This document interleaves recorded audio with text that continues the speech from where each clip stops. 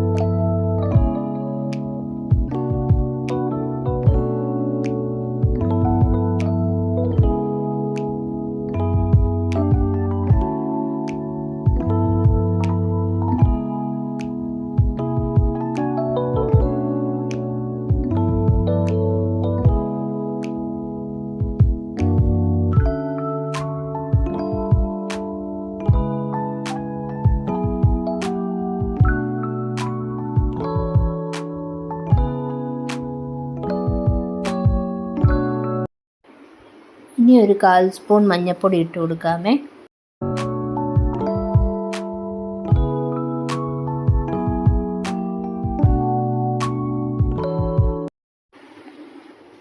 ഇനി നമുക്ക് നമ്മൾ ചതച്ച് വച്ചേക്കുന്ന പേസ്റ്റ് ഇതിലേക്ക് ഇട്ട് കൊടുക്കാം. എന്നിട്ട് നല്ലതുപോലെ വഴറ്റാം. ഇഞ്ചിയുടെയും വെളുത്തുള്ളിയുടെയൊക്കെ പച്ചമണം മാറുന്നവരെ ഇളക്കി കൊടുക്കാമേ.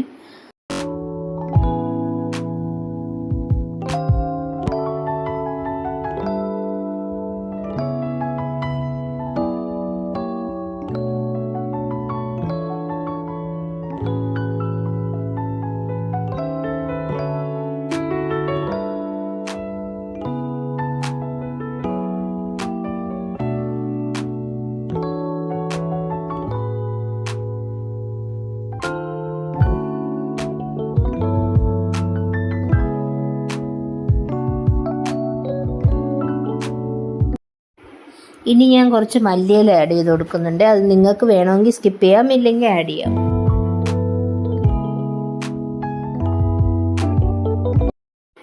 ഇനി നമുക്ക് ഇതിലേക്ക് തൈര് ആഡ് ചെയ്ത് കൊടുക്കാം. തൈര് ഇപ്പം ഞാൻ ജസ്റ്റ് ഒന്ന് മിക്സിയിൽ ഒന്ന് ബീറ്റ് ചെയ്തെടുത്തതാണ്. ഒത്തിരി നേരം ഒന്നും ബീറ്റ് ചെയ്യേണ്ട, ഒറ്റ സെക്കൻഡ് ഒന്ന് ബീറ്റ് ചെയ്തെടുത്തതാണ്. കട്ടിയൊക്കെ ഒന്ന് മാറി കിട്ടാൻ വേണ്ടിയിട്ട്. എന്നിട്ട് അത് ഇതിലേക്ക് ആഡ് ചെയ്ത് കൊടുക്കാം. ഇപ്പോൾ തീ എപ്പോഴും സിമ്മിൽ വെച്ചേക്കണം, ഇല്ലെങ്കിൽ തൈര് ഇങ്ങനെ പിരിഞ്ഞതുപോലെ ആയിപ്പോകും. ഒത്തിരി നേരം തീയൊന്നും വെച്ചേക്കേണ്ട. തീ നമുക്ക് ഓഫ് ചെയ്തിട്ട് ഇളക്കിയെടുത്താലും മതി. ആവശ്യത്തിന് ഉപ്പും ചേർത്ത്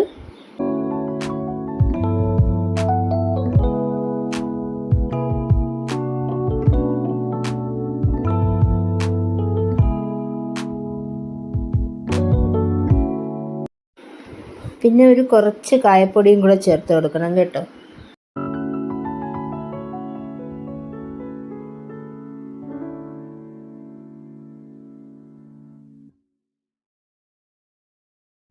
ഇനി നമുക്കത് അടുപ്പിൽ നിന്ന് വാങ്ങാം. ഇപ്പം നമ്മുടെ മോരുകറി റെഡി ആയിട്ടുണ്ട്. എല്ലാവരും ട്രൈ ചെയ്ത് നോക്കണേ. എന്നിട്ട് ഇഷ്ടപ്പെട്ട കമൻസിലൂടെ പറയണേ. ഗൈസ്, നിങ്ങളെല്ലാവരും ഞങ്ങളുടെ ചാനൽ ഗൗരി പാർവതി വ്ളോഗ്സ് ഒന്ന് സബ്സ്ക്രൈബ് ചെയ്ത് സപ്പോർട്ട് ചെയ്യണേ.